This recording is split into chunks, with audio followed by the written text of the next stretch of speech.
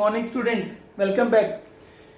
कई दिनों से इंक्वायरी आ रही थी कि सर बिजनेस स्टडी की वीडियो बना दो। बिजनेस स्टडी के चैप्टर समझ में नहीं आ रहे काफ़ी बच्चों के, तो बिजनेस स्टडी के लिए आज नए चैप्टर लेके आए +1 क्लास के लिए इंश्योरेंस।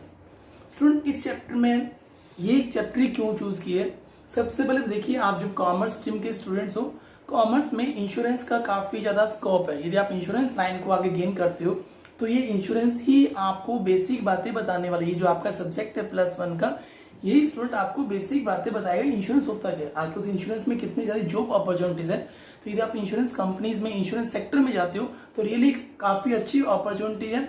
और सेकेंडली ये बेसिक्स, ये चैप्टर आपको बेसिक बातें बताएगा एक्चुअल में इंश्योरेंस होता क्या है, क्या चीज़ है इंश्योरेंस।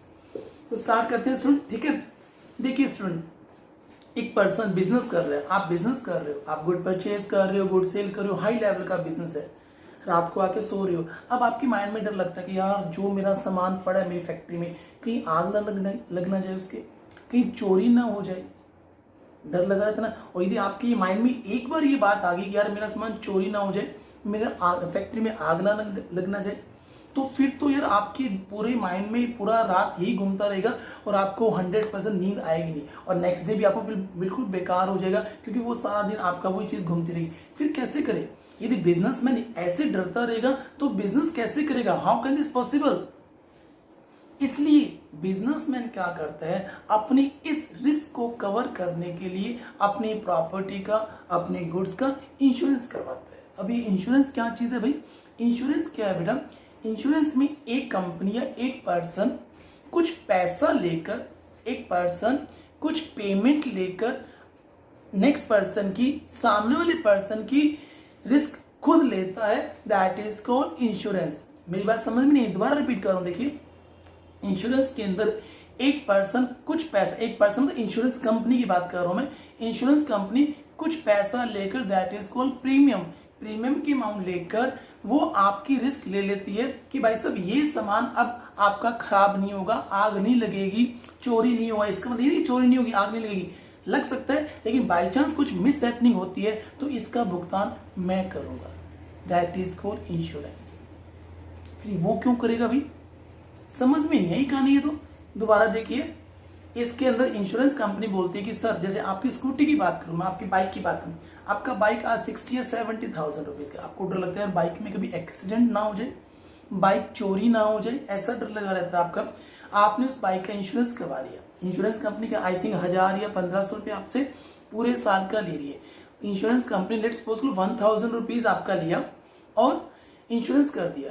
अब 1 ईयर के लिए 1000 रुपीज आपने पे किए। आप इस बात से आपकी टेंशन खत्म हो गई कि मेरा बाइक चोरी ना हो जाए, एक्सीडेंट ना हो जाए, और बाई चांस भगवान ना करे कुछ मिस हैपनिंग हो जाती है, लेट्स सपोज करो एक्सीडेंट हो जाता है या चोरी हो जाती है, तो इंश्योरेंस कंपनी आपको उस बाइक की अमाउंट पे करती है। अब यहाँ पर भी 2-3 क्वेश्चन अराइज होते हैं कि यार इंश्योरेंस कंपनी क्यों पे करेगी? इंश्योरेंस कंपनी को क्या बेनिफिट है, ऐसा क्यों? सबसे पहले तो एक छोटी सी बात बीच में बता रहा हूं, आपने जो अपनी बाइक का इंश्योरेंस करवाया, 1000 रुपीज पे कर दिए, और बाई चांस उस बाइक को कुछ होता नहीं है, पूरे साल तक चोरी नहीं होती है, एक्सीडेंट नहीं होता है, तो 1000 रुपीज आपका गया, आपको कुछ भी नहीं मिलेगा। एक बात तो ये।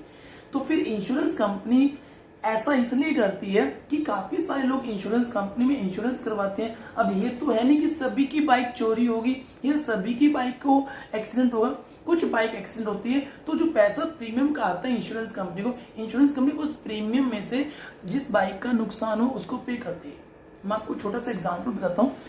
मेरे टीचर ने मुझे ये बताया था, जो मैं आपको बता रहा हूँ, पर मुझे ये नहीं पता ये रियल घटना है या मतलब एक समझी समझाई चीज है। सुनिए, एक गांव था जिसके अंदर 100 विलेज, एक विलेज में 100 घर थे, 100 घर थे, और एक घर में हर साल आग लगनी नेचुरल कैलामिटी से आग लगनी है। 100 घर थे, मेरी बात ध्यान सुना स्टूडेंट, 100 घर ऐसे 100 घर थे, ठीक है ना। अब एक घर में आग लगनी है, पता नहीं कौन से घर में आग लगी, नहीं पता, लेकिन जिस घर में आग लगेगी बाई चांस वो घर पूरा डिस्ट्रॉय हो जाएगा, काफी नुकसान होगा उसका, अप्रोक्सीमेट 2 लाख का नुकसान होगा। अब एक अकेले पर्सन के लिए उस टाइम, पुरानी बात कर रहा हूं, 2 लाख रुपए काफी बड़ी अमाउंट है, नुकसान हो गया, ये कैसे करेगा बेचारा? बाई चांस इस घर में आग लग सकती है, एक घर में हर साल एक घर में तो आग लगनी लगनी है। तो वहां के गांव के लोगों ने क्या किया, बड़ी समझदारी की, सभी से हर साल कितने 2,000 रुपये इकट्ठे किए, 2,000 रुपीज। 100 घर है, हो गया 2 लाख रुपए इकट्ठा। अब जिस घर में भी फायर ब्रोकन होती है, घर डिस्ट्रॉय होता है, उसको वो 2 लाख रुपए दे दी जाती है। तो इसमें सबका फायदा है, एक तो सभी गांव वालों पर बर्डन नहीं आया, ओनली 2,000 रुपीज दिए, और जिस घर में फायर ब्रोकन हुई है उसको भी प्रॉब्लम नहीं होगी, उसको 2 लाख मिल जाएगा, वो अपना दोबारा इसको रिन्यू करवा सकते हैं। तो एक अच्छी चीज है ना, यही चीज इंश्योरेंस कंपनी में। इंश्योरेंस कंपनी में आप सभी लोग अपनी बाइक का इंश्योरेंस करवा रहे हो, 100-200 लोगों ने इंश्योरेंस करवाया, सभी लोगों ने प्रीमियम पे किया, लेकिन 200 लोगों ने प्रीमियम पे किया, उसमें से ये तो है नहीं कि सभी की बाइक खराब होगी, 1 2 3 4 5 ऐसे कुछ बाइक खराब होगी, इंश्योरेंस कंपनी उनको पैसा दे देगी, बाकी पैसा इंश्योरेंस कंपनी को बच जाएगा। इंश्योरेंस में स्टूडेंट 2 है, एक जनरल इंश्योरेंस है, एक लाइफ इंश्योरेंस है। अभी मैं जनरल इंश्योरेंस की बात कर रहा हूँ। आई थिंक थोड़ा कॉन्सेप्ट आपको समझ में आ गया। इंश्योरेंस कंपनी एक ऐसा प्रोग्राम, एक ऐसी थिंग्स है, एक ऐसा मतलब एक ऐसा कॉन्ट्रैक्ट है जिसमें एक पर्सन, इंश्योरेंस कंपनी कुछ अमाउंट लेकर सामने वाले पर्सन की रिस्पॉन्सिबिलिटी, सामने वाले पर्सन की रिस्क खुद बियर कर लेती है, that is called insurance company. जो पर्सन अपनी थिंग्स का, अपनी चीज का, अपनी फैक्ट्री का, अपनी गुड्स का, अपने व्हीकल का इंश्योरेंस करवाता है, that is called insured, that is called insured, INSURED। और जो पर्सन इंश्योरेंस करता है, जैसे इंश्योरेंस कंपनी, उसे बोलते हैं इंश्योरर। तो 2 ही party, there are 2 party in insurance company, one is insurer, second one is insured. Insurance company की बात कर रहा हूं, कुछ अमाउंट लेकर सामने वाले की रिस्क खुद ले लेती है कि भाई साहब आपकी रिस्क अब मेरी होगी, इस फैक्ट्री में भगवान ना करे आग लग जाएगी तो बाई चांस आपकी गुड्स का जो नुकसान हुआ उस नुकसान की भरपाई मैं करूंगा, इसे बोलते हैं इंश्योरेंस। ठीक है, तो इंश्योरेंस आजकल से काफी लार्ज स्केल पर है, काफी कंपनीज इस सेक्टर में आ गई है। पहले सिर्फ 2 या 3 कंपनी थी, अब तो काफी सारी कंपनी आ गई। लाइफ इंश्योरेंस भी, उसकी डिस्कशन बाद में करें, है काफी सेम सही। तो 2 इंश्योरेंस और लाइफ इंश्योरेंस और जनरल इंश्योरेंस। मैं भी जनरल इंश्योरेंस की बात कर रहा हूँ। स्टूडेंट एक बात और बतानी मैंने आपको, बिजनेस स्टडी में काफी ऐसे बच्चे हैं जो बुकिश लैंग्वेज करते हैं, रट्टा लगाते हैं। प्लीज आप वो चीज बिल्कुल मत करना। बिजनेस स्टडी में कोशिश आप ये करो, अपने कॉन्सेप्ट को समझो कि कॉन्सेप्ट क्या क्या, और अपनी वर्डिंग में लिखोगे बेटर रहेगा। मेरे पास कोई बुक नहीं है, मैं आपको सिंपल से अपनी वर्डिंग में बता रहा हूँ कि इसके अंदर क्या है, 2 पार्टी है, एक इंश्योरर, एक इंश्योर्ड। इंश्योरर कुछ अमाउंट लेकर, दैट इज कॉल्ड प्रीमियम के अमाउंट पे लेकर वो आपकी रिस्क ले लेता है कि सर अब बाई चांस इसका नुकसान हुआ तो इस नुकसान की भरपाई मैं करूंगा, और जिसका रिस्क लिया जाता है उसे बोलते हैं इंश्योर्ड। समझ में आ गया। अब देखिए स्टूडेंट, मेन इसके अंदर प्रिंसिपल है, वैसे तो काफी कुछ है, टाइप्स है और फीचर्स है, मैं आपको टाइप्स नहीं बता रहा, मैं आपको फीचर्स नहीं बता रहा, लेकिन आप मान के चलो जो इंश्योरेंस के प्रिंसिपल बता रहा हूँ 100% एग्जाम में आएंगे, आपके 101% आएंगे। ध्यान से समझना, और कोई भी डाउट हो तो आप मुझे डिस्क्रिप्शन में लिखना, कमेंट बॉक्स में लिखना, आपका उसका सोल्यूशन होगा। ठीक है, सबसे पहले आता है स्टूडेंट इसमें principle of utmost good faith. जब आप इंश्योरेंस करवा रहे हो तो आपकी ड्यूटी बनती है और इंश्योरेंस कंपनी की ड्यूटी बनती है कि वो इंश्योरेंस की रिगार्डिंग सारी सही बातें इंश्योरेंस कंपनी को बताती है। मैं क्या बोलूं, रिपीट कर रहा हूं, सुनिए।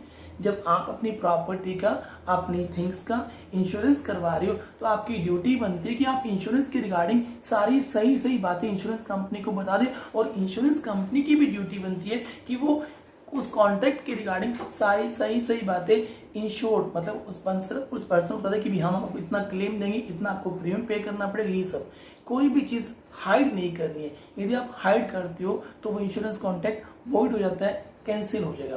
तो principle of insurance, principle of good faith सारे, आप एक कॉन्ट्रैक्ट कर रहे हो, आप इंश्योरेंस कंपनी से कॉन्ट्रैक्ट कर रहे हो, इंश्योरेंस कंपनी आपसे कॉन्ट्रैक्ट कर रही है, तो आपकी ड्यूटी बनती है, इंश्योरेंस कंपनी की भी ड्यूटी बनती है कि इंश्योरेंस के रिगार्डिंग सारी सही बातें इंश्योरेंस कंपनी को बता दें। आपने अपनी प्रॉपर्टी का इंश्योरेंस करवाया, ठीक करवा लिया, प्रॉपर्टी के पीछे एक फायर वो था, पेट्रोल पंप था, आपकी ड्यूटी बनती है कि पहले ही बता दो कि सर मेरी प्रॉपर्टी के पीछे पेट्रोल पंप है, उसमें क्योंकि बाई चांस भगवान ना करे उसमें फायर ब्रेकर होती तो आपकी बिल्डिंग तो 100% डैमेज होगी ही होगी। ताकि इंश्योरेंस कंपनी से आप झूठ ना बोलो, आप पहले ही बता दो कि सर मेरी प्रॉपर्टी है, मैं अपनी प्रॉपर्टी का इंश्योरेंस करवा रहा हूँ और उसके पीछे फायर पेट्रोल पंप है, ये भी है। ताकि आप अपनी लाइफ का इंश्योरेंस करवा रहे हो तो लाइफ के रिगार्डिंग भगवान ना करे जो पर्सन इंश्योरेंस करवा रहे हैं उसको कोई बीमारी है तो वो बीमारी के बारे में बता दे कि मुझे ये बीमारी है, ताकि कोई बात हाइड ना रहे, कंसील किसी बात को नहीं करने। तो नंबर 1 हो गया अटमोस्ट गुड फेथ, क्या इंश्योरेंस के रिगार्डिंग सारी सही बातें इंश्योरेंस कंपनी को बता दी। सेकंड आता है बेटा आपका इंश्योरेबल इंटरेस्ट, आप सिर्फ अपनी ही प्रॉपर्टी का इंश्योरेंस करवा सकते हो। एक पर्सन सिर्फ अपनी लाइफ का, अपनी ही वाइफ का, अपनी प्रॉपर्टी का, वाइफ तो ऐसे ही बोल गया, मैं आपको बताऊंगा इसके बाद में। एक पर्सन अपनी लाइफ का, अपनी प्रॉपर्टी का इंश्योरेंस करवा सकता है, किसी दूसरे बंदे की प्रॉपर्टी का इंश्योरेंस नहीं करवा सकता।